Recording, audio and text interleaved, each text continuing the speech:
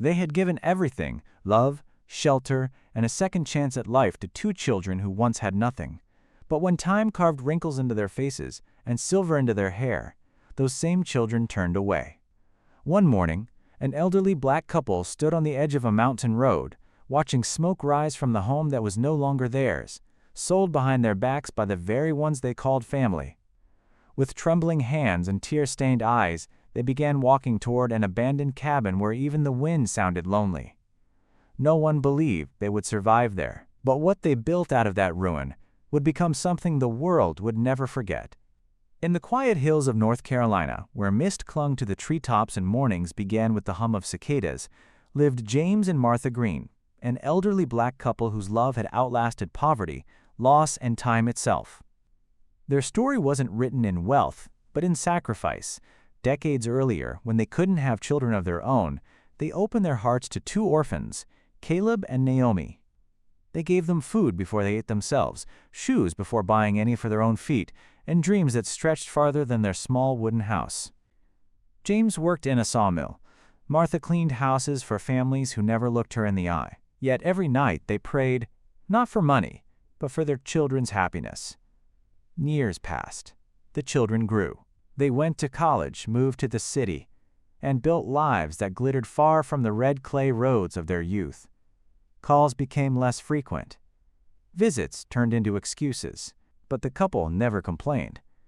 They understood the world moved fast, and love sometimes got lost in the rush. Until one day a letter arrived. James opened it with his shaking hands, expecting a message from his daughter. Instead, it was from a bank.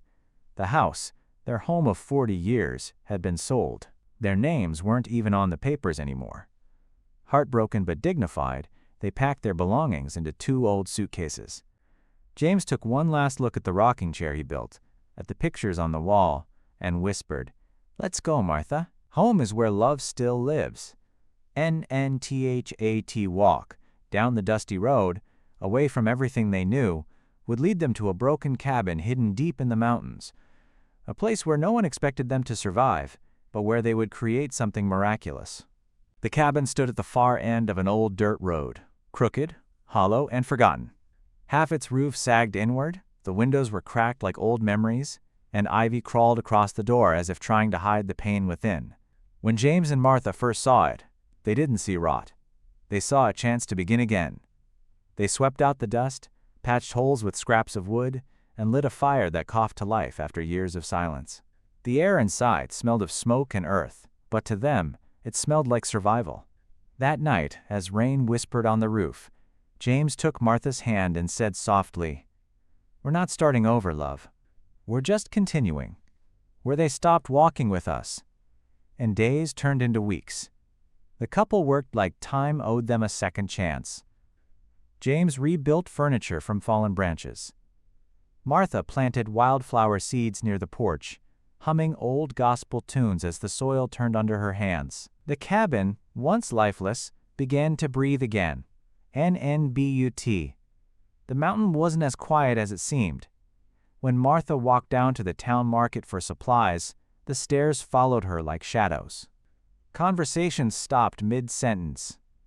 The shopkeeper's voice, once polite, turned cold. "We don't get your kind up there much," he muttered, sliding her change across the counter without meeting her eyes. NSHE smiled anyway, not because it didn't hurt, but because she refused to let hate change her. Rumors spread quickly in the valley, a black couple living on the old mining land. Some said they were trespassers. Others whispered that they practiced strange mountain rituals. Children were warned not to wander too far up the trail. The couple, who only sought peace, became ghosts in stories told by fearful hearts. Then, one morning, they woke to find a wooden sign nailed to a nearby tree. Bold red letters scrawled across it, "Get out." James stood there for a long time, the sign trembling in his weathered hands. Finally, he tore it down, broke it in half, and threw it into the fire. "They took our home once," he said quietly, "but they'll never take our peace." NNTHAT evening, as the firelight flickered on their faces, Martha whispered, "If they want to break us, they'll have to find us still standing." And so they stood. and days grew brighter. The wildflowers bloomed. Birds returned to the porch rafters. Slowly, neighbors began to notice. The mountain that was once dead was now alive again. Some came out of curiosity. Others came with anger hidden behind fake smiles. One night, they heard footsteps outside. Slow, deliberate. Then came laughter. When James opened the door, he found their small garden trampled, the fence cut, and their chickens gone. No note, no apology. Just silence.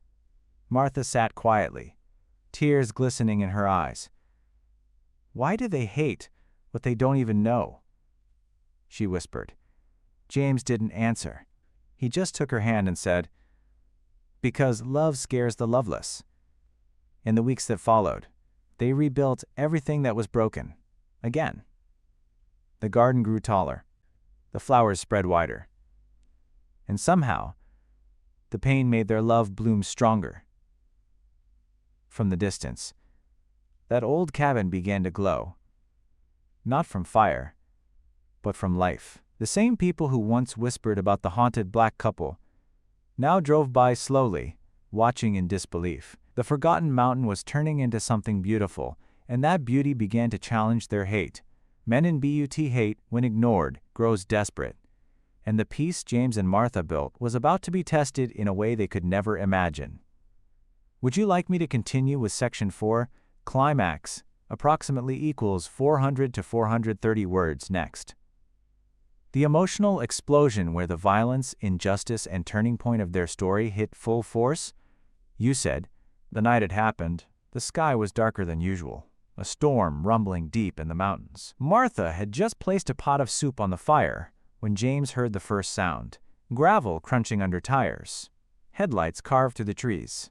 3 pickup trucks stopped at the foot of their hill, doors slammed, laughter, sharp, cruel, echoing. Martha froze.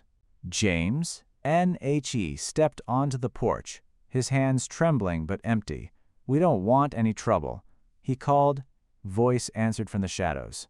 "You already made trouble, old man. This ain't your land." NTHE flashlights swept across the cabin walls, stopping on the freshly painted sign that read, "Home, Sweet Home."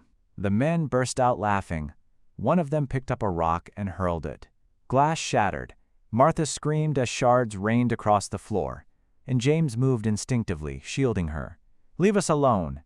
Another rock, then another. The garden they'd tended with love for months, crushed beneath boots. Flowers snapped. The air filled with smoke as someone lit a torch and threw it toward the porch railing. Flames licked the old wood. "Stop, please." Martha's voice broke the night. NNFOR a moment. Everything froze. Lightning flared across the sky, illuminating James, standing tall against the firelight. The men's faces twisted with hate. NNHE took a step forward. "You can burn the house," he shouted, "but you can't burn what built it." NNTHE wind howled. The fire climbed higher. The mob hesitated, not out of mercy, but fear. There was something unbreakable in the old man's voice, something ancient and righteous. Then came the sirens. Someone from the valley had seen the flames. The trucks scattered, spinning mud as they disappeared down the road.